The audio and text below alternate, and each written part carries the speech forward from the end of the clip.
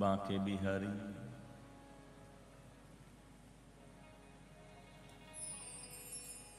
भगवान गोकुलेश्वर जीना शब्द विग्रहात्मक स्वरूप श्रीमद्भागवत महापुराणना चरणारविंद में सदैन्य साष्टांग प्रणाम। प्रभास तीर्थ में भगवान सोमनाथ, भगवान भालकेश्वर सहित विद्यमान समस्त ए पावनी चेतनाओं ने कोटिशः वंदन। विप्रवृंद, सारस्वत वृंद अने सन्निष्ठ परम भगवदीय श्रोतावृंद ने प्रणाम साथे सौने जय श्री कृष्ण, जय सोमनाथ।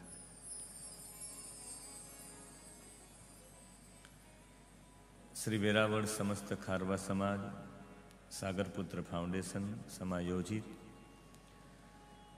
समस्त खारवा समाजना पितृओना मोक्षार्थे ए सौना आत्मकल्याणार्थे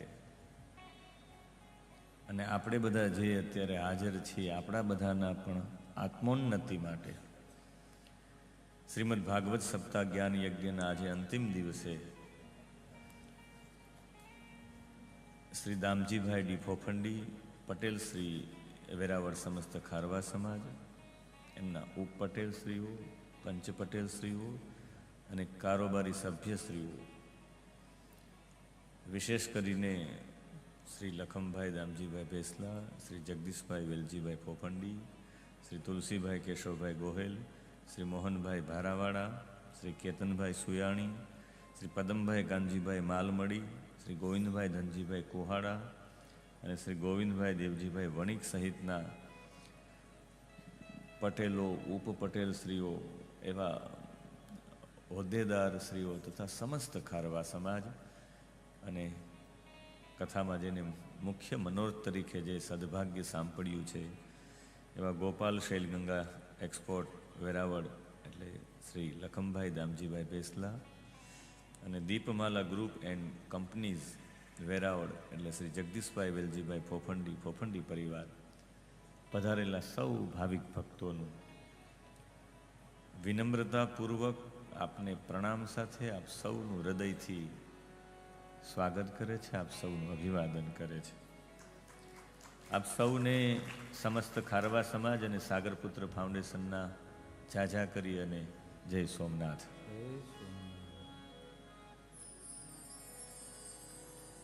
काले भगवानना विवाह थया, विवाहनी चर्चा पछी सिद्धि चर्चा। सुखदेवजी जो केटली सुखदेवजीनी कथा कहेवानी शैली तो जुओ। एवं भगवानना बधा विवाहनी चर्चा सिद्धि नथी करी। भगवान रुक्मणी साथेना विवाह थया पछी सिद्धि रुक्मणीना जीवन विशेनी चर्चा करी। रुक्मणीजी संपूर्ण सत्वगुणी हता અને રૂકમણીજીના વિવાહ કરવાનો ધ્યેય પણ હતું કે તમારા જેવા સત્વ પુરુષ સાથે મારા લગ્ન થાય તો એક સત્વ બાળકનો જન્મ થાય। જગતને આપણે એક સત્વની ભેટ કરીને જઈએ। લગ્ન જીવનનો સાચો ઉદ્દેશ્ય આ જ છે કે તમારી અંદર રહેલી જે ઓરાઓ છે ઓરાઓને જગત માટે છોડતી જવી, આનું નામ છે ગૃહસ્થાશ્રમ। તમે જતા રહ્યો એટલે તમારી ઓરાઓ તમારી સાથે જતી રહી। તમારે તમારા ઓરાના રૂપમાં કંઈ મૂકતું જવું હોય તો શું મૂકતું જવું પડે, એના માટેની વ્યવસ્થા છે। એના માટે બીજી કોઈ વ્યવસ્થા નહીં, એમના માટે જે વ્યવસ્થા છે વ્યવસ્થાનું નામ છે સંતાન। એ દીકરી હોય કે દીકરો હોય, એ તમે જતા રહ્યો પછી તમારા દીકરી કે દીકરાના રૂપમાં એ તમારી જ ઓરાઓ આ ધરતી ઉપર છે। જે સન્યાસીઓ હોય, સન્યાસીઓ શું કરે, સન્યાસીઓ પોતાની જે ઓરા હોય મંત્ર દ્વારા કાનમાં આપે અને શિષ્યમાં ઓરા રાખતા જાય। કોઈ પણ રીતે ઓરાઓ અહીંયા રહે એ ભાવ સાથે। એટલે ભગવાન તમારી સાથે લગ્ન કરવાનો મતલબ છે આપણા બંનેની ઓરાથી એક ઓરા એવી દિવ્ય બને કે જે જગતનું કલ્યાણ કરે। પ્રદ્યુમ્ન સૌથી વધારે જગતનું કલ્યાણ કરનારા વ્યક્તિ હતા। रुक्मणीजी और कृष्णनु प्रथम जे संतान थयुं ए प्रद्युम्न हता। साक्षात कामदेवनो अवतार हता। કામદેવ બળીને ભસ્મ થયા મહાદેવજીના ત્રીજા નેત્રથી, ત્યારે રતિદેવીએ પ્રાર્થના કરી કે મારા પતિને જીવિત કરો. કે હવે તો યદુવંશમાં કૃષ્ણ અને રૂકમણી બંનેના વિવાહ થશે, એનાથી જે સંતાન થશે એ સાક્ષાત હું હોઈશ, એ સાક્ષાત કામદેવ હશે. અને એમના માટે તમે એક કામ કરો, શંભરાસુરને ત્યાં જતા રહ્યો. શંભરાસુરને ત્યાં તમે રસોઈ બનાવવામાં લાગી જાઓ. તમારું નામ માયાવતી પડશે અને માયાવતી બની રસોઈ બનાવજો. એક દિવસ માછલી આવશે ને, માછલીને ચીરશો તો એમાંથી તમને માછલી નહીં પણ એમાંથી તમને એક પુત્ર પ્રાપ્ત થશે, અને પુત્ર નહીં એને પતિ જાણીને સેવા કરવાની. જોજો મત્સ્ય ગંધા પ્રયોગ. અરે એનાથી હું પણ એમ કહેવા માંગુ, સાગર પુત્ર સાથેની આ આખી કથા જોડાયેલી છે. ભગવાન શ્રી કૃષ્ણનો સીધો સંપર્ક અહીંયા થાય છે. એટલે રતિદેવી માયાવતી બની અને દાળ ભાત બનાવવામાં કામ કરતા હતા. આ તરફ સમરાસુરને બ્રહ્માજી વરદાન આપ્યું કે માગો શું જોઈએ, કે મારું મૃત્યુ ન થાય. કે એ તો થાય, એ તો મને એ જણાવી દો કોનાથી થાય તો હું બચી જાઉં. કૃષ્ણ અને રૂકમણીના પ્રથમ સંતાન છે. એટલે સંતાન નાનું હતું ત્યાં એને લઈને દરિયામાં પધરાવ્યું. આપણે એમ થાય કે દરિયામાં પધરાવવાની શું જરૂરિયાત હતી, એમને મારી નાખ્યું હતું. પણ નાના બાળકને એમ થાય કે ક્યાં મારવો, દયા આવી જાય એટલે આમ ફેંકી દો કે ઓટોમેટિક ડૂબી જશે. પણ દરિયો, આપણે કે ને ભાઈ આનું તો દરિયા દિલ છે. જો આપણે કોઈના દિલ માટે પણ દરિયો શબ્દ વાપરતા હોય તો દરિયાનું દિલ કેવું હશે. આપણે એમ કઈ દરિયાઈ દિલી છે, તો જો દરિયા જેવું તમારું દિલ છે એમ કહેતા હોય, દરિયાનું દિલ કેવું હશે. ને જો જેવું દરિયાનું દિલ હોય, જેવું સાગરનું દિલ હોય, એવું સાગર પુત્રોનું પણ દિલ હોય. મેં સાગર પુત્રો માટે આજે 5 વિશેષણોની મેં ચર્ચા કરી છે. કથાના અંતમાં ચોક્કસ હું કહીશ. એક વખત અહીંયા જ આ કેસીસી ગ્રાઉન્ડમાં અહીંયા નવરાત્રિ હતી ને હું નવરાત્રિમાં આવ્યો ત્યારે મને બોલવાનું કહ્યું, ત્યારે મેં 3 ગુણો કહ્યા હતા કે સાગરમાં 3 ગુણો છે ને સાગર પુત્રોમાં પણ 3 ગુણો છે. પણ આજે કથામાં સાગરના 5 ગુણો અને સાગર પુત્રોના પણ 5 ગુણો. એમાં સાગર પુત્રોની એક સાગર છે, એ સાગરનું દિલ છે એ વિશાળ હોય છે. સાગર પુત્રનું દિલ પણ વિશાળ હોય છે. જેનું વિશાળ દિલ હોય બાળકને મરવા દે ખરા?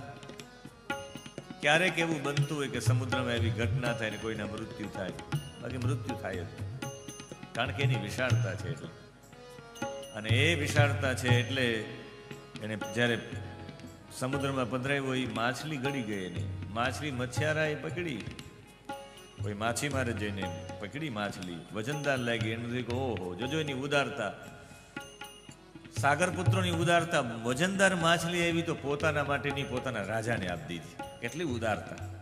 એટલે સમરાસુરને આપી દીધી. સમરાસુરને ત્યાં રસોડામાં રતિદેવીએ એમને ચીરી તો એમાંથી બાળક નીકળ્યા. અને એ બાળક નીકળ્યા અને બાળક તરીકેની પતિ તરીકે સેવા કરવા માંડ્યા. જેવા બાળકને જોઈ ત્યારે રતિદેવી કેવા લાગતા હતા, બાળક જોઈને રતિદેવી ઉપર કેવો પ્રભાવ પડ્યો. એના માટે સુખદેવજી કહે છે,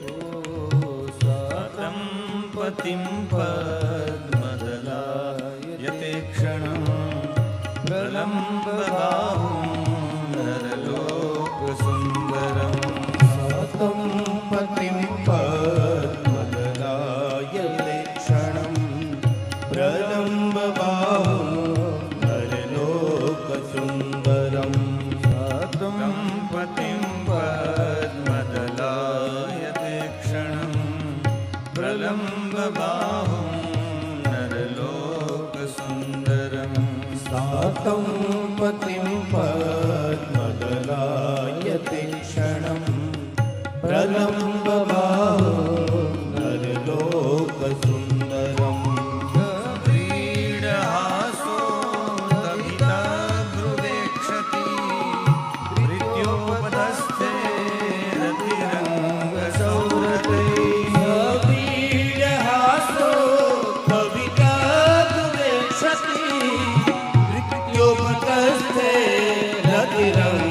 સૌરતે પ્રીડહાસો તવિતા ધ્રુવેક્ષતિ મૃત્યોપદસ્થે રતિરંગ સૌરતે. કવિતા ધ્રુવેક્ષ રંગ સૌરતે દંપતિમ પદ્મદલાયતે ક્ષણમ પ્રલંબ બાહું નરલોક સુંદરમ સાતમ પતિમ પદ્મદલાયતે ક્ષણમ પ્રલંબ બાહું નરલોક સુંદરમ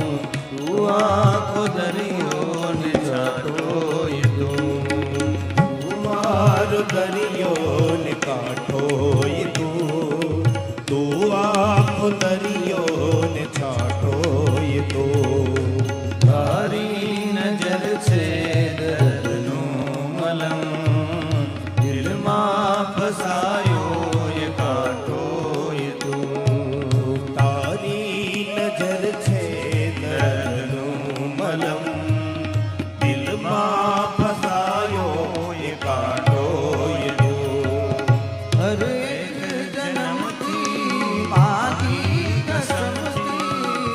ત્યારે મણિયા ઘણી રોશની જીવવામાં જોડે પણ શ્વાસ છોડે ત્યારે સાથે જનોષથી તું મારો દરિયો ને કાંઠો તું આખો દરિયો ને છાંટો તારી નજર છે મલમ દિલમાં ફસાયો કાંટો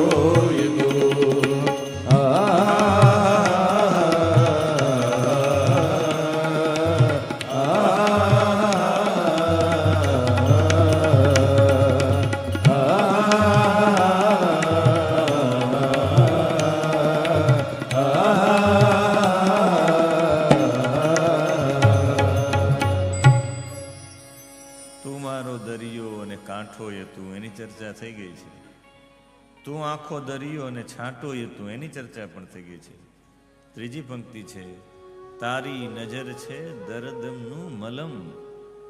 તારી નજર જ એવી છે કે દર્દ ઉપરનું મલમ છે.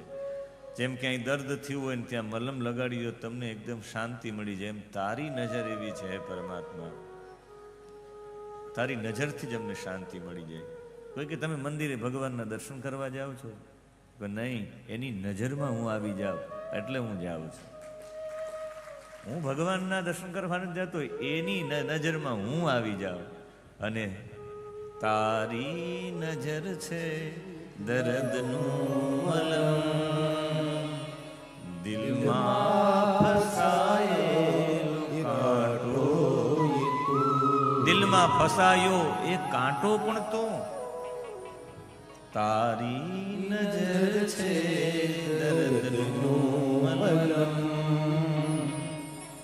દિલમાં ફસાયો એ કાંટો. તારી નજર છે દર્દનું મલમ. તારી નજર એક પડી જાય પરમાત્મા તો અમારું દર્દ છે એ ભૂલાઈ જાય. જેમ મલમ લગાડવાથી દર્દ જાય નહીં પણ દર્દ ભૂલાઈ જાય ખરું એમ એક એની નજર મળી જાય તો દર્દ. ઘણા બધા લોકો જીવનમાં ઘણા બધા દર્દ હોય છે પણ એક કથામાં આવી જાય ભૂલી જાય બધું, જે થવાનું હોય થાય. ઘણા બધા લોકો ભગવાનના મંદિરે જાય તો એ બધું ભૂલી જાય. દર્દ તો આ દુનિયામાં રહેવાના છે,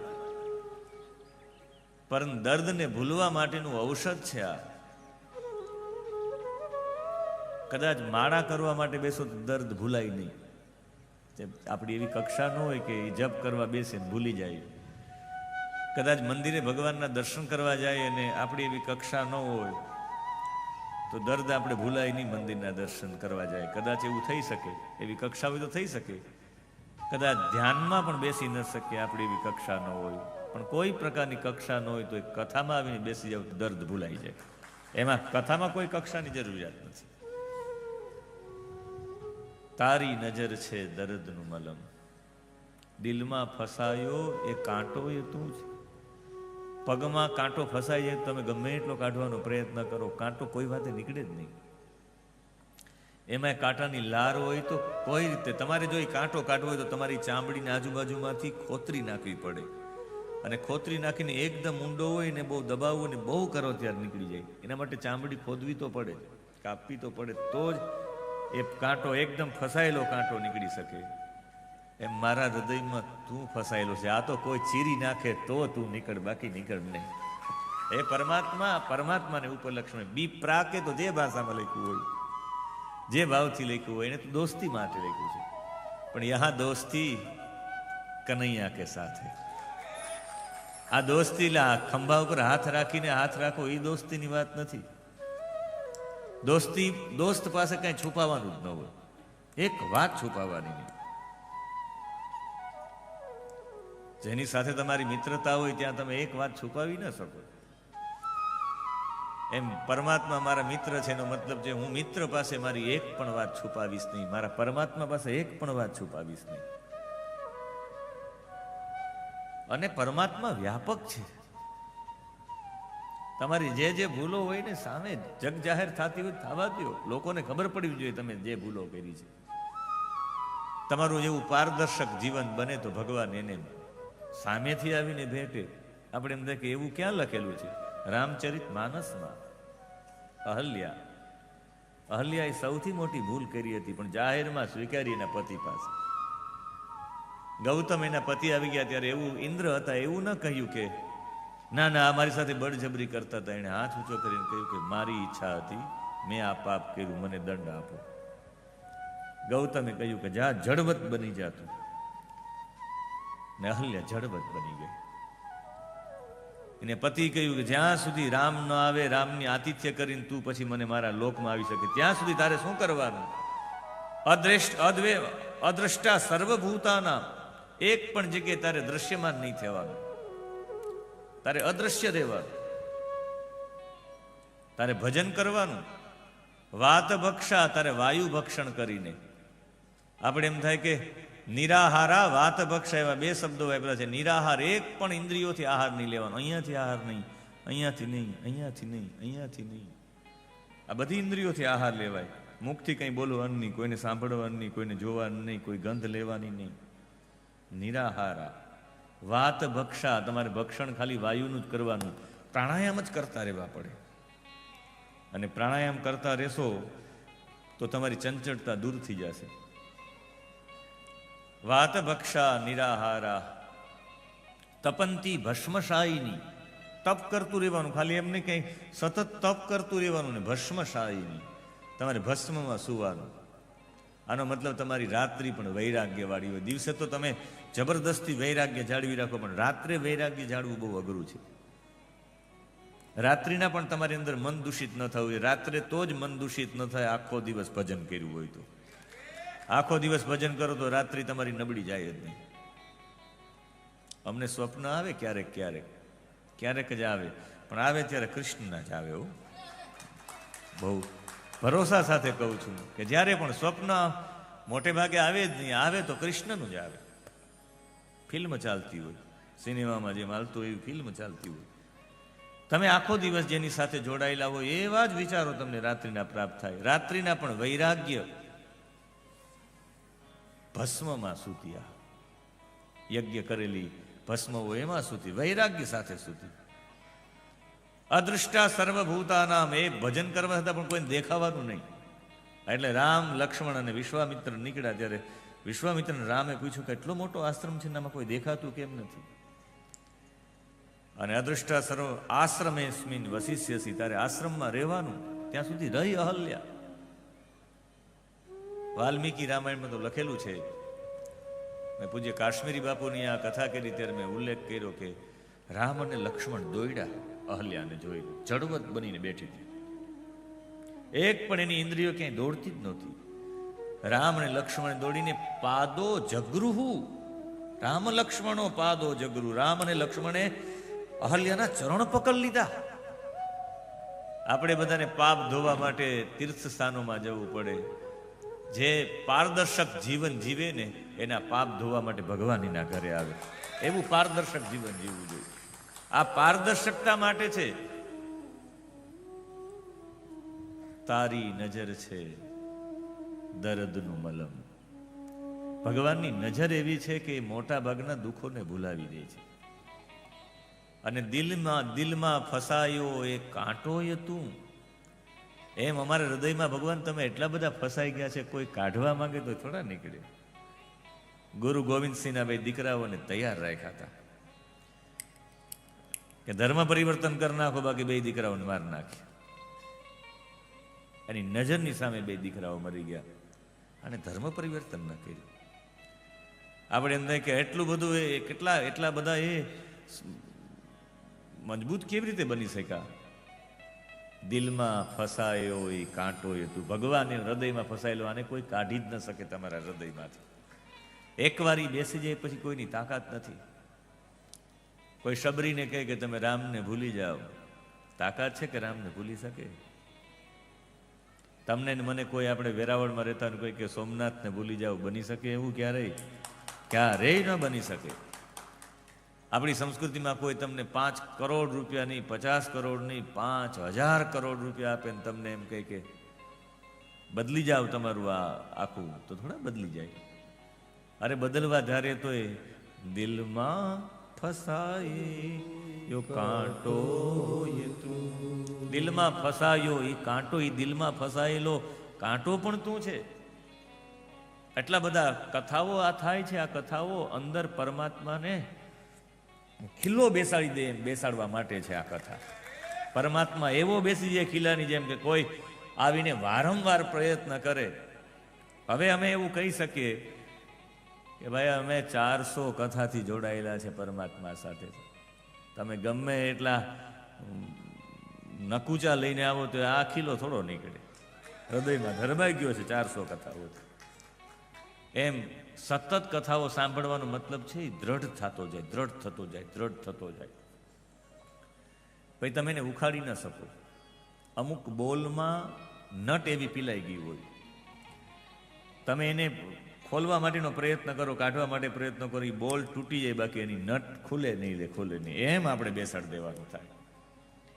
એટલે કીધું છે તું મારો દરિયો ને કાંઠો એ તું આખો દરિયો ને છાંટો એ તું.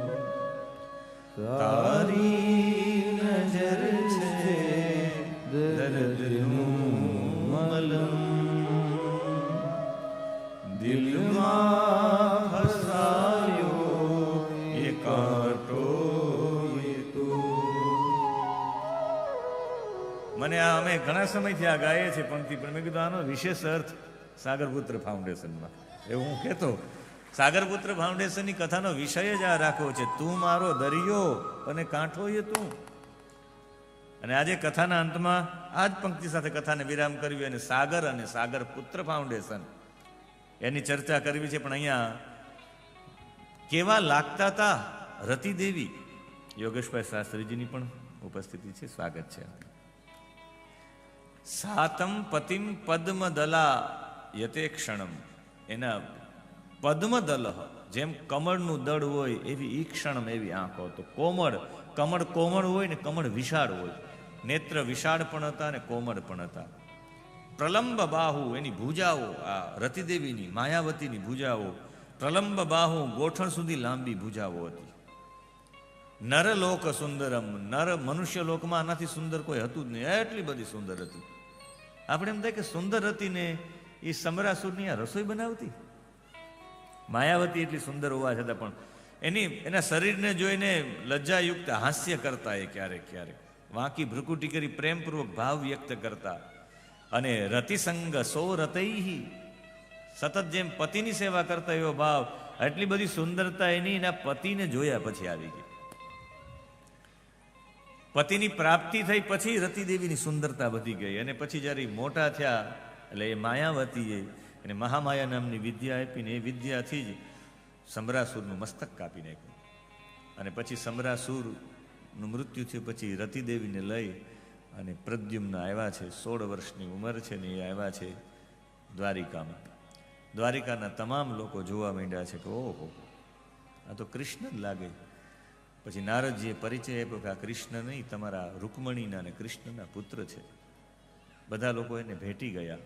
ખાલી રૂકમણી એક નહીં, બીજી જેટલી અન્ય રાણીઓ છે એ પણ એને ભેટી ગઈ. અને જ્યારે આ ચર્ચા કરી એટલે પરીક્ષિતે સામેથી પૂછ્યું કે ભગવાનને અન્ય કઈ કઈ રાણીઓ હતી, અને અન્ય કઈ કઈ રાણીઓ હતી તો અમને એ સમજાવો, અમે બધી રાણીઓ વિશે કથા સાંભળવા માંગીએ. 16,108 જે રાણીઓ હતી આ બધાના જીવન વિશે કહેતા કહે છે કે ભગવાને એમાં 8 પટરાણીઓ મુખ્ય હતી. જાંબુવતી, સત્યભામા, સત્યા, મિત્રવૃંદા, ભદ્રા, કાલિંદી, લક્ષ્મણા અને રૂકમિણી, આ 8 પટરાણીઓ મુખ્ય હતી. એ 8 પટરાણીમાં કોઈ વિશેષ મુખ્ય હોય તો રૂકમિણી હતી. આપણે રૂક્ષ્મણી બોલીએ છીએ, સંસ્કૃતમાં રૂકમિણી એમ થાય. આ રૂકમિણી સૌથી મુખ્ય પટરાણી હતા. એ સમાધિવાળા હતા, સતત સમાધિમાં જવાવાળા, સમાધિથી કૃષ્ણને પ્રાપ્ત કરી શકાય. 8 પટરાણીઓની ચર્ચા છે. આ અષ્ટાંગ યોગ છે, યમ, નિયમ, આસન, પ્રાણાયામ, પ્રત્યાહાર, ધારણા, ધ્યાન અને સમાધિ. એમાં સૌથી પહેલા સત્રાજીત નામના એક યાદવ સેનાપતિ પાસે એક મણિ હતો, સેમંતક મણિ. સેમંતક મણિના કારણે ભગવાનને 2 સાથે વિવાહ કરવા પડ્યા. કાલે આપણે ચર્ચા સાંભળી ગયા કે સેમંતક મણિના કારણે ભગવાનને 2 વિવાહ કરવા પડ્યા. આ મણિનો પ્રશ્ન હલ થાય, એ મણિનો પ્રશ્ન હલ કરવા માટે ભગવાને 2 સાથે વિવાહ કર્યા. આપણે એમ કે મણિનો પ્રશ્ન હલ કરવા માટે, મણિ સૌથી મોટી સંપત્તિ હતી. એવડી મોટી સંપત્તિ હતી એ મણિ કે એ મણિના અંજવાડે એ મણિના પ્રકાશે એ મણિ એવો સુંદર હતો કે મણિ લઈને જાવ ને જ્યાં સૌથી વધારે પ્રકાશિત થાય ત્યાં ખોદો એટલે ત્યાં સોનું હોય, એવો મણિ હતો. આ જે યંત્રો છે કે કઈ જમીનમાં શું શું છે એ યંત્ર કહી દે, એ સમયમાં મણિ હતો. મણિ એટલે એક પ્રકારનું યંત્ર. સૂર્યની ઉપાસના કરતા કરતા એક યંત્ર બનાવ્યું. તમારે આજે આવું એક યંત્ર જોવું હોય તો તમે ચોક્કસ કાશી જજો. કાશીમાં મલદહિયા નામનું એક સ્થાન છે. મલદહિયા સ્થાનમાં વિશુદ્ધાનંદ કાનંદજીનો આશ્રમ છે. આ વિશુદ્ધાનંદ કાનંદજીના આશ્રમમાં જાજો. આજે પણ એક યંત્ર બનાવેલું છે, ઘણા બધા કાંચ રાખેલા છે. એ કાંચના યંત્રથી કોઈ પણ પ્રાણનો ટ્રાન્સફર કરી શકતા. એ ચકલામાંથી સફરજન બનાવી દે, એ સફરજનમાંથી હરણ બનાવી દે. આજે પણ એ યંત્ર છે ત્યાં. ખાલી વાતો નહીં, ગ્રંથો લખાણા છે વિશુદ્ધાનંદ કાનંદજી ઉપર. Search in secret India, Jagdishbhai વાંચજો, પોલ બ્રન્ટનનું છે. એક વખત વાંચજો સમય મળે ત્યારે. અને પોલ બ્રન્ટન એમાં વિશુદ્ધાનંદ કાનંદજીને, રમણ મહર્ષિને, એના જીવનો, બધા જીવનો ઉપર લખ્યું. વાસ્તવિકમાં મને એવું લાગે કે વિદેશનો વ્યક્તિ ભારતની સંસ્કૃતિને બરાબર ઓળખી ગયો. એણે કહ્યું આ ભારત રહસ્યમય ભારત છે. અને સર્ચ ઇન સિક્રેટ ઇન્ડિયા એ પુસ્તકમાં એણે વિશુદ્ધાનંદ કાનંદજીનો ઉલ્લેખ કર્યો છે કે મેં જોયું છે મારી નજરની સામે, કોઈ પણ પ્રાણને કોઈ પણ પ્રાણમાં ટ્રાન્સફર કરી શકે. અને આ ટ્રાન્સફરની જે ચર્ચા સાંભળીને એણે જે આવું અમૂલ્યમાં અમૂલ્ય ધન હોય, ધન સામાન્ય વ્યક્તિ પાસે ન રહેવું જોઈએ. સામાન્ય વ્યક્તિ ઉપર મુસીબત આવી જાય, સામાન્ય વ્યક્તિને કોઈ મારી નાખે ને આ બધું લઈ લે, આવું બધી વસ્તુ હોય રાજ્યના હાથમાં હોવું જોઈએ. તો રાજા પાસેથી કોઈ છીનવી ન શકે. અરે રાજા ઉપર પણ મુશ્કેલી થઈ જાય. જેની પાસે શિવપુરાણમાં કથા આવે છે, એક રાજા હોય ઉજ્જૈનમાં, એની પાસે એક મણિ હોય. એ મણિને લેવા માટે બીજા બધા રાજા હોય, એના પર ચંદ્રસેન નામનો રાજા હોય. એ ચંદ્રસેન ઉપર આક્રમણ કરવા માટે બીજા બધા રાજાઓ આવે. ત્યારે મહાકાલના મંદિરમાં બેસી જાય. મહાકાલના મંદિરમાં બેસીને ભગવાનનું ભજન કરે. એમાં એક ગોવાલો એના નાનકડે એવા બાળકને લઈને આવે. એ જોઈ કે આ કોણ છે, કે આપણા રાજા છે કે શું કરે છે, કે ભગવાનનું ભજન કરે છે. આનાથી શું થાય કે ભગવાન રાજી થાય. બસ આ જ વાત સાંભળી ઓલો છોકરો બેસી ગયો. કથા તો શિવપુરાણમાં છે, લાંબી છે, મારે એ ચર્ચા નથી કરવી. પણ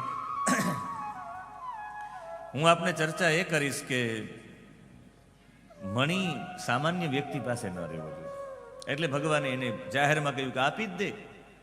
ભગવાને જબરદસ્તી કરી. પોતાની પાસે રાખવા માટે નહીં, રાજઘરાણામાં જમા કરવા માટે. તારી ઉપર મુસીબત થઈ જાય, આવી જશે. આને કંઈ સ્વીકાર્યું નહીં ને આને તો તમને કોઈ વ્યક્તિ વારંવાર ના પાડે, તમને વધારે બતાવવાની ઈચ્છા થાય. તમને કોઈ વ્યક્તિ કોઈ કહે કે ભાઈ આવી રીતે ન કરે, કોઈને એમ થાય કે આને મારું જોઈને દુઃખ થાય. મોટા વ્યક્તિ કહે કે ભાઈ ખોટા પૈસા આમાં આવી જગ્યાએ ન વપરાય, તમે ખોટા આવી રીતના ખર્ચાઓ કરો છો. ત્યારે એમ થાય કે આને નથી ગમતો હોય તો મારે વધારે ખર્ચો કરવો છે, એ વધારે ખર્ચાઓ કરે.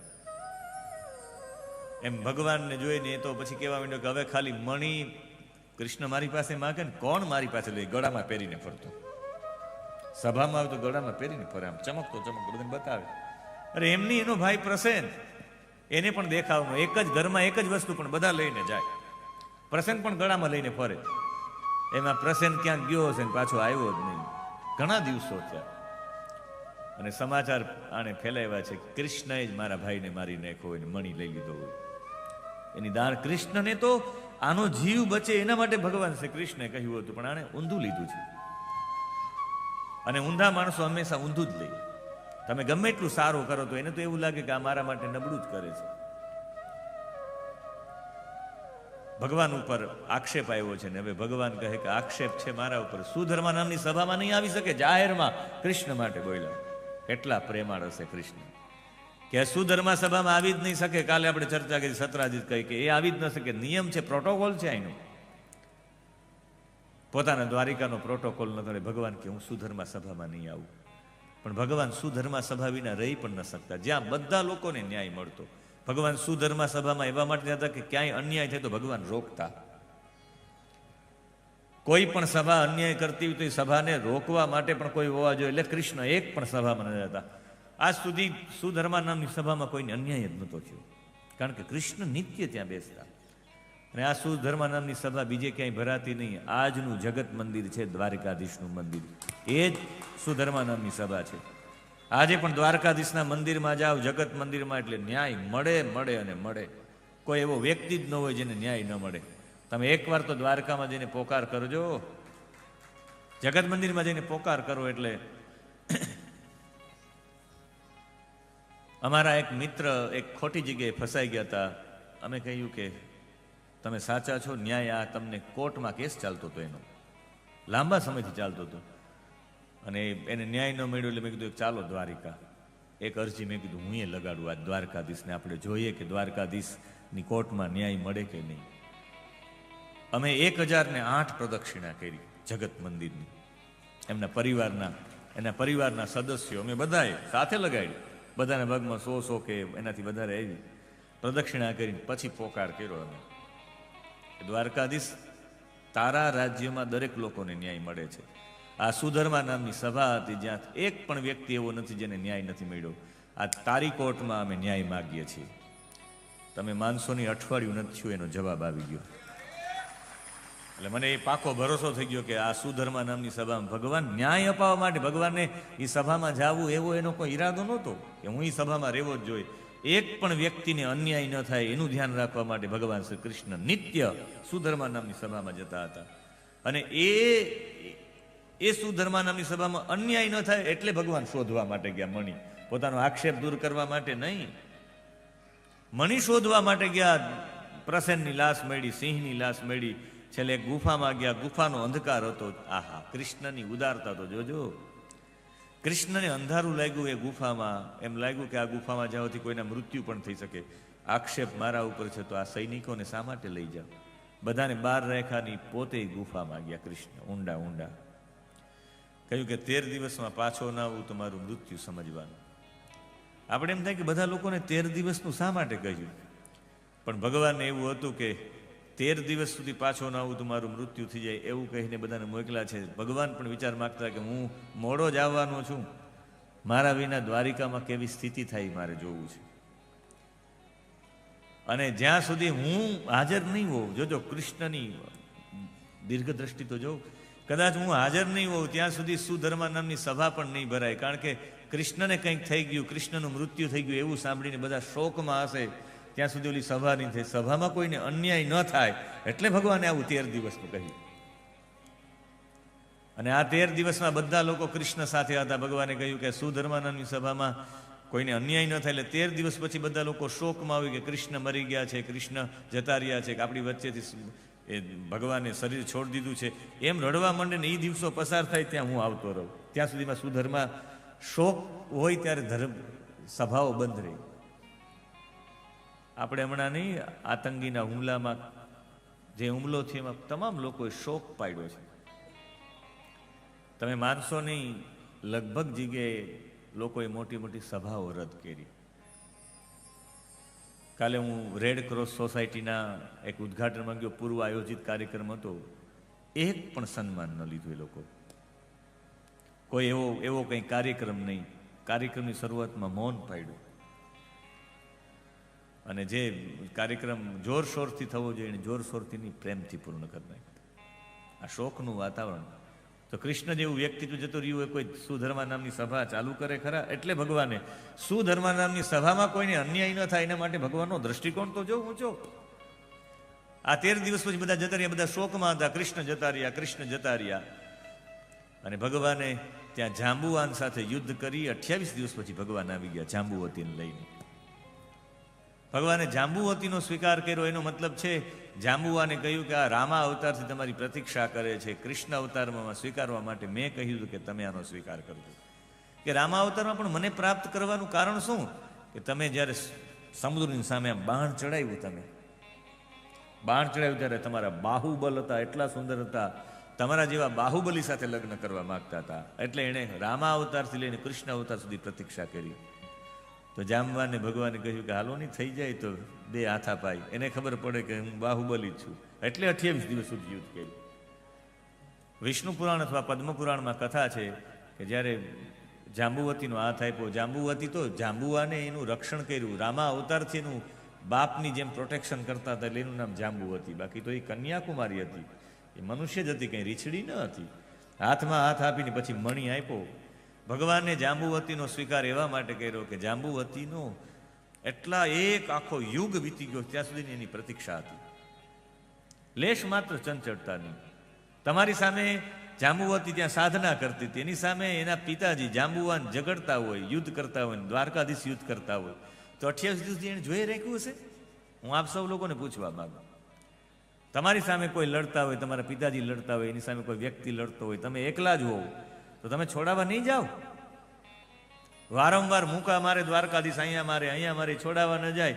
પણ એનામાં એક પ્રકારની પણ ચંચલતા ન હતી, લેશ માત્ર ચંચલતા નહીં. સત્યભામા જાંબુવતીજી બેઠા જ રહ્યા.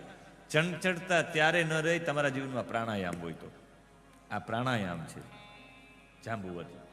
પ્રાણાયામ હોય તો જ તમે લાંબુ જીવન જીવી શકો. એટલે આ એક યુગ સુધી જીવી શકે. પ્રાણાયામ ઉપર એના જીવનમાં ચંચળતા ન હતી. એટલે ભગવાને એમનો હાથનો સ્વીકાર કર્યો. ભગવાને કહ્યું કે બધાને આ જવાબ આપવા પણ આ સક્ષમ હશે. મારે તો સિદ્ધ કરવું છે કે હું નિર્દોષ છું, અને એ સિદ્ધ કરવા માટે બધાની વચ્ચે સભામાં જ સિદ્ધ થઈ જાય તો પછી સત્રાજીત મારી ઉપર આક્ષેપ ન કરે, હું એક પણ વ્યક્તિને અન્યાય ન મળે, એટલે હું સુધર્મા સભામાં જઈ શકું. અને ભગવાન મણી લઈને આવ્યા ત્યારે સુધર્મા સભાને જ બોલાવીને આખા નગરમાં ખબર પડી ગઈ કે કૃષ્ણ સુધર્મા સભામાં પહોંચી ગયા છે ને બોલાવે છે સત્રાજીતને. સત્રાજીત ડરી ગયા. મેં તો ખોટો આક્ષેપ આવ્યો, હવે જોઈ એ સાબિત થઈ જશે તો હું સુધર્મા સભામાં નહીં જઈ શકું.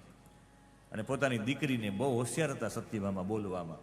લગભગ રાણીઓમાં કોઈ બોલવા વાળું હોય તો સત્યભામા જ હોય. ગમે ત્યારે વાંચો, ગમે પુરાણ વાંચો, બધાની વચ્ચે બોલવાનું થાય તો સત્યભામા જ એના પ્રવક્તા હતા અષ્ટપટ-રાણીઓના. સત્યભામાજીને આગળ કર્યા, અને સત્યભામાજીને આગળ કરીને સત્યભામા છે યમ છે, અને એટલા બધા એ યમ સાથે આપણે જે ચર્ચા કરી અહિંસા, ક્યારે એના શબ્દો છે એ વિચારોથી કોઈને દુઃખ નહીં પહોંચાડવું એવી એની વૃત્તિ હતી. કોઈનું ભેગું કરી લેવું, સંગ્રહ વૃત્તિ નહીં કરવી, એવા ઉદાર હતા બહુ. સંગ્રહ વૃત્તિ ન કરવી. સત્યભામા જે સત્યભામાને સાથે લઈ આવ્યા ને એ લઈ આવ્યા ત્યારે નિર્ણય કર્યો કે તમે ખોટો આક્ષેપ કર્યો છે, હવે એનું પ્રાયશ્ચિત કરવા માટે બીજો કોઈ ઉપાય ન હતો. તત્કાલ એને વિચાર્યું કે કૃષ્ણને મણી આપી દેવો છે, પણ કૃષ્ણ એમને મણી લે એમ નથી. સત્રાજીતે વિચાર કર્યો. જાહેરમાં બધા ઉપાધા કૃષ્ણના હાથમાં સત્યભામાનો હાથ આપી દીધો, મણી પણ એના હાથ ઉપર મૂકી દીધો કે જાઓ આ મણી મેં સાધનાથી ઉત્પન્ન કરેલો હતો, હું મારી દીકરી તમને પરણાવું છું, દીકરી સાથે દાયજો આપું છું કે કૃષ્ણ લઈ લે. તો પણ કૃષ્ણ કૃષ્ણ છે કે ના ના, તમારા દીકરીનો સ્વીકાર કરું છું પણ મણીનો સ્વીકાર નહીં. આપણે એમ થાય દીકરીનો સ્વીકાર કર્યો પણ મણીનો સ્વીકાર કેમ ન કર્યો? મણીનો સ્વીકાર એવા માટે ન કર્યો કે ના ના, આ મણીએ એટલી મોટી ઉપાધિઓ ઊભી કરી હોય, મારે પણ મારી ઉપર એટલો આક્ષેપ થયો, મારે એટલા સમય સુધી સુધર્મા સભામાંથી જો આ મણીના કારણે ખાલી મણીની માંગણી કરીને મારે સુધર્મા સભાથી એટલું દૂર જવું પડતું હોય, તો મણી મારી પાસે આવે તો શું ન થઈ જાય? અમુક ધન તમારી પાસે આવશે એવી વાત સંભળાય કે આ મારે જોઈએ ને, એ જેવા માટે તમે માંગણી કરો ને તમારી પર મુસીબત આવી જાય તો એ વસ્તુ ઘરમાં આવી જાય તો ક્યાં વાત છે? આપણે અમુકના વિચાર કરીએ તો એ મુશ્કેલી આવી જાય, તો એ વસ્તુ આપણી પાસે આવી જાય તો એટલે કૃષ્ણ કહ્યું મણી તો નહીં જ લઉં. ભગવાન કે મણી નહીં લઉં તો આને દુઃખ થશે, અને જો હું સત્યભામાનો હાથ નહીં સ્વીકારું તો એને એવું થશે કે સત્યભામાનો હાથ નથી સ્વીકારવાનો મતલબ એ થાય કે મારી સાથે હજુ દુશ્મની રાખવા માટે છે, હજુ મારી સાથે દુશ્મની રાખે છે એવો ભાવ થશે. અને કૃષ્ણ તો પ્રેમનો સંદેશ આપવા માટે ગયા હતા, એટલે ભગવાને કહ્યું કે એને પણ સુધર્મા સભામાં અન્યાય થાય, એ પણ સુધર્મા સભામાં ન આવી શકે, એને પણ ખોટા આક્ષેપ કર્યા, એવું સત્રાજીતને કોઈ ન જોઈ, એટલે સત્રાજીત પ્રત્યે પણ કોઈ નબળું ન વિચારે. એટલે આને કહેવાય પ્રેમનો અવતાર. જે તમારા માટે નબળું બોલે, તમારા માટે નબળું વિચારે, એનું પણ સારું વિચારે, એને કહેવાય દ્વારિકાધીશ. માગો 20 આપે 30, જય દ્વારિકાધીશ એમ નહીં. તમે ગમે એટલું નબળું વિચારો તો તમારા માટે સારું વિચારે. એટલે એને હાથ સ્વીકાર્યો, અને હું આનો હાથ સ્વીકાર લઉં તો આ મારા સસરા થઈ જાય, સસરા થઈ જાય તો કોઈ આની સાથે દુર્વ્યવહાર ન કરે, એટલે સત્યભામાનો હાથ સ્વીકાર લીધો. કેટલો દયાળુ છે મારો દ્વારિકા વાળો. એટલે કહેવાની ઈચ્છા થાય કે જ્યારે જ્યારે પણ કોઈ ધણી ધારવો હોય ને, તો એવો જ ધણી ધારવો જોઈએ કે જે બધાનું હિત વિચારે. ભગવાને સત્યભામાજી સાથે અને જાંબુવતી સાથે આવી રીતે લગ્ન કર્યા છે, બધાના હિતના વિચાર માટે.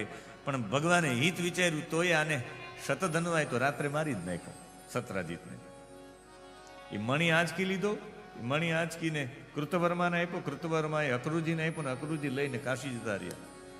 ફરી કૃષ્ણ ઉપર આક્ષેપ આવ્યો કે આ મણી તો જતો રહ્યો છે, સત્રાજીત મરી ગયા છે. કૃષ્ણે વિચાર કર્યો એ શતધનમાં જ હોઈ શકે. શતધનમાં મૈથિલી નગરી પાસે પહોંચ્યો ને ભગવાને સુદર્શન ચક્ર છોડ્યું, મસ્તક કપાઈ ગયું, પણ મણી ન મળ્યો. ત્યારે બલરામજી કહે કે કાના આ મણી ગયો ક્યાં હશે? એ બસ એ જ વાતમાં એવું લાગ્યું કે હજુ પણ થોડીક ઘણી શંકાઓ છે, અને એ શંકાઓ દૂર થાય એના માટે કહ્યું કે કનૈયા આ ક્યાં છે, શોધખોળ કરવી જોઈએ. ભગવાને શોધખોળ કરી, અને શોધખોળ બીજે ક્યાંય નહીં, ભગવાને કાશીમાં અક્રૂરજી મણી લઈને જતા રહ્યા હતા. કાશીમાં બધા લોકોને બ્રાહ્મણોને યજ્ઞ કરાવીને સોનું આપ્યું કે સોનું મેળવીને બ્રાહ્મણોને કમાવા માટે જવું જ ન પડે, એની બુદ્ધિ સંસ્કૃતિના ઉત્થાનમાં જ લાગેલી રહે, એટલે અક્રૂરજી પાસે આવું કરાવ્યું. આ જીવન અક્રૂરજી પાસે જ મણી રખાયો. ભગવાન કે આપણા માટે તો મુસીબત છે, આવી મોટી સંપત્તિ, આવું મોટું યંત્ર કે આવી મોટી સિદ્ધિ એની પાસે હોવી જોઈએ જે જગતના કામ કરે, જગતના કલ્યાણ કરે. લક્ષ્મી એને ઘેરે જ આવે કે જે જગતના કામ કરતા હોય, એને ઘેરે જ લક્ષ્મી આવે. બાકી તમે કોઈ માટે 5 રૂપિયા વાપરી ન શકતા હોય, તમારા ઘરે 500 ન આવે. તમે 500 વાપરતા હોય તો 5000ની વ્યવસ્થા થાય. તમે 5000 સંસ્કૃતિ માટે ખર્ચ કરતા હોય તો તમારા માટે 5 કરોડની વ્યવસ્થા થાય. તમે કેટલા વાપરી શકો? તમે 20,000 આપવામાં પણ હાથ આમ કરતા હોય તો ભગવાન તમને 2 લાખ ક્યારેય ન આપે. એટલે એ જ્યારે જ્યારે પણ આવી ઘટના થાય ત્યારે ભગવાને આ વૃત્તિ ઊભી કરવા માટે ભગવાનને લગ્ન કર્યા છે. જાંબુવતી ને સત્યભામા, એ મણી પણ લઈ આખી જિંદગી અક્રૂરજી પાસે મણી રહ્યો છે. અને પછી ભગવાનના અન્ય વિવાહની ચર્ચા છે, ને એ વિવાહની ચર્ચામાં એક તપ કરી રહી હતી જેનું નામ હતું કાલિંદી. યમુનાના જળમાં સૂર્યદેવની ઉપાસના કરી રહી હતી. અને બસ એવું જ હતું કે ભગવાન તમે જ મારા આધાર છો. વિશ્વકર્માએ જે અદ્ભુત એવું નગર બનાવ્યું હતું ને નગર બનાવ્યું હતું વિશ્વકર્માએ. એ સમયે અગ્નિદેવે ખાંડવ વન બાળવા માટે અર્જુન અને કૃષ્ણએ ખાંડવ વનને બાળી નાખ્યું છે. અને ખાંડવ વન બાળી અર્જુન અને કૃષ્ણ આવતા હતા, ત્યાં કોઈ સાધના કરતું હોય એવી ઓરાઓ દેખાણી કૃષ્ણને. ક્યાંય યમુનાના જળની અંદર કોઈ આસન લગાવીને બેઠું છે. અને આનું તો આસન કેવું હતું, કાલિંદીનું આસન, કે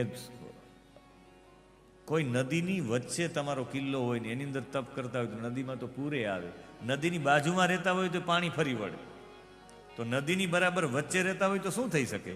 આ યમુનાના જળમાં એક ભવન હતું સૂર્યદેવનું બનાવેલું. અને એ જ્યાં સુધી ભગવાનના દર્શન નહીં થાય ત્યાં સુધી હું અહીંયા જ રહીશ, એવો એનો સંકલ્પ હતો. 22મો શ્લોક છે, કાલિંદીતી સમાખ્યાતા વસામી યમુના જલે. યમુના જલમાં વસતા હતા. નિર્મિતે ભવને પિત્રા યાવદ અચ્યુત દર્શનમ. જ્યાં સુધી અચ્યુતના દર્શન ન થાય ત્યાં સુધી હું આમાં જ બેસીશ. ભગવાનને ત્યાંથી નીકળવાનું થયું તેને ભગવાને કહ્યું કે મારે ચોક્કસ દર્શન એને આપવા જોઈએ. અને આ તો એક જ હતું, એને અંદરથી વિશ્વાસ હતો કે ભગવાન નોધારાના આધાર છે.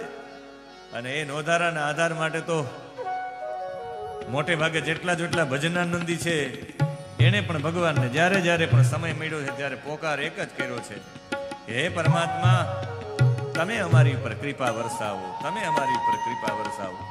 અને એવી જ ઘટના મને યાદ આવે, એક વાણિયો જે લઈને જતો હતો પોતાના મોટા ભાગના જેટલા પણ ધાન્ય લઈને જતો હતો, અને એનું પણ વહાણ જ્યારે ડૂબવાની તૈયારી થઈ ત્યારે એણે પણ ભગવાનનો પોકાર કર્યો છે.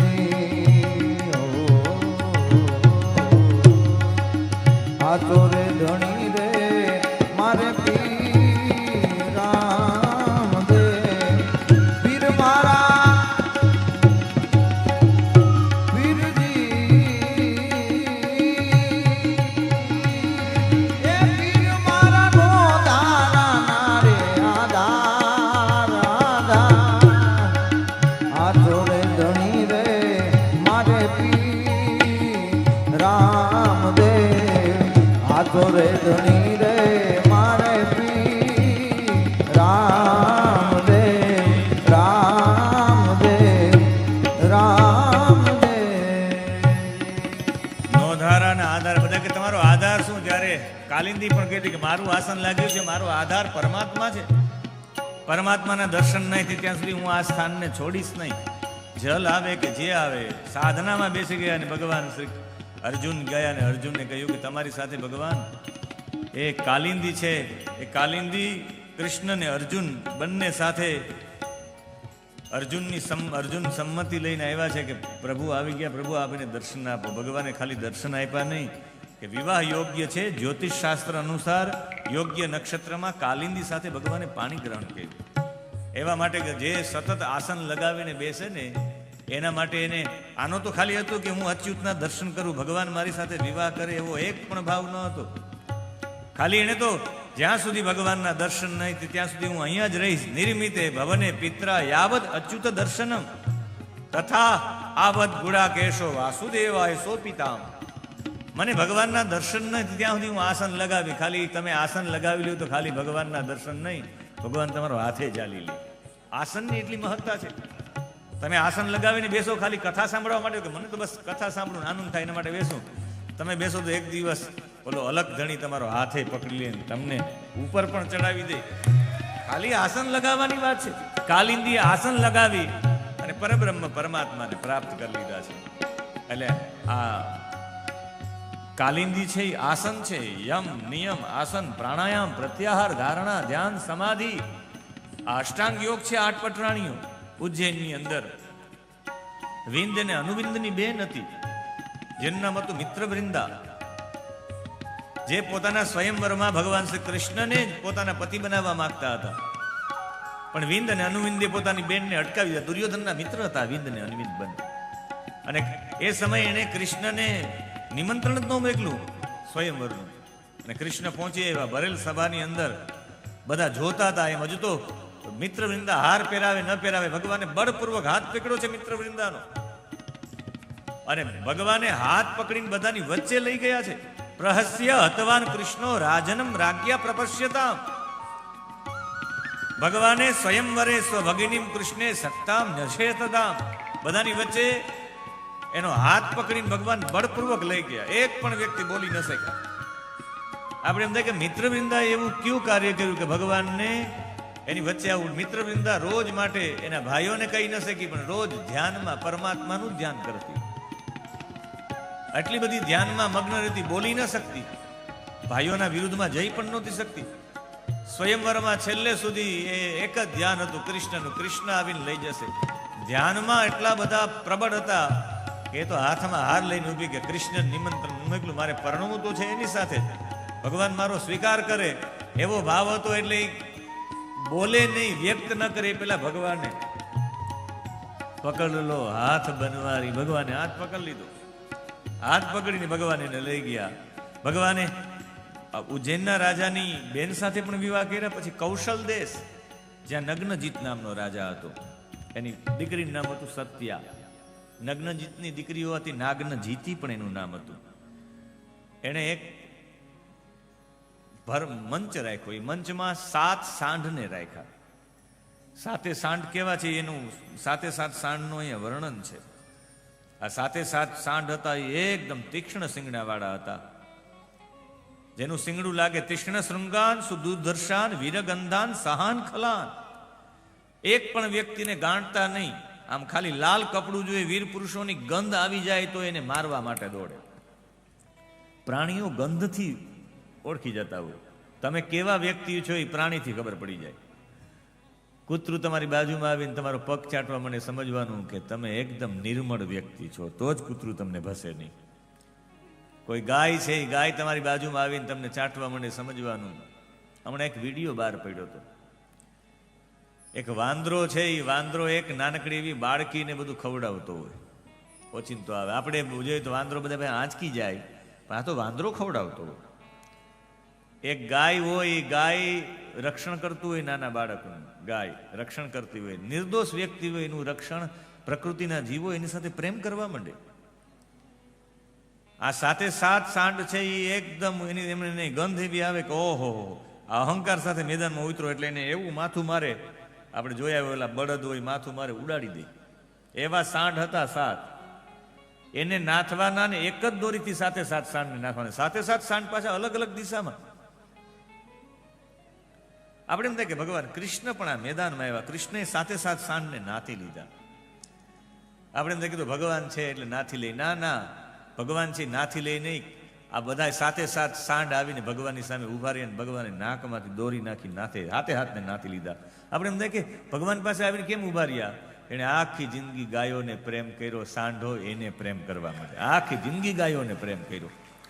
ગાયો સાથે કેવી રીતે રહેવું, સાંઢ સાથે કેવી રીતે રહેવું, બળદ સાથે કેવી રીતે રહેવું, કૃષ્ણએ નાનપણમાં જ શીખી લીધું હતું. ખાલી એવું નહોતું કે દ્વારિકામાં પણ રોજની 13,000 ગાયો દાનમાં આપતા. રોજની 13,000 ગાયો દાનમાં કૃષ્ણ આપતા. નિત્ય ગાયોની સેવા દ્વારિકામાં પણ કરી, મથુરામાં કરી, વૃંદાવનમાં કરી. અરે જવા દ્યો, સાંદીપની ઋષિના આશ્રમમાં પણ ગાયોની સેવા કરી. સતત ગાયો સાથે રહેતા હોય એટલે કઈ ગાયને કેવી રીતે. આજે ગીરના જંગલમાં જે સિંહ સાથે જે પણ ફોરેસ્ટર લોકો રહે, ગમે એટલા સિંહ આવતા હોય, એક અવાજ કરે, સિંહ ત્યાં બેસી જાય. ગમે એવો સિંહ હોય. આપણે એમ થાય કે કેમ એ ફોરેસ્ટર અવાજ કરે, એવો અવાજ કરે, એવું બોલે, એવી લાકડી પછાડે, ગમે એવો ભયંકર સિંહ હોય એ જ સમય ત્યાં બેસી જાય. આપણે એમ થાય કે સિંહ જેવો પ્રાણી આમ બેસી જાય, પણ એ સિંહ સાથે રહી રહીને સિંહની અંદરની વૃત્તિ સાથે એક થઈ ગયો છે.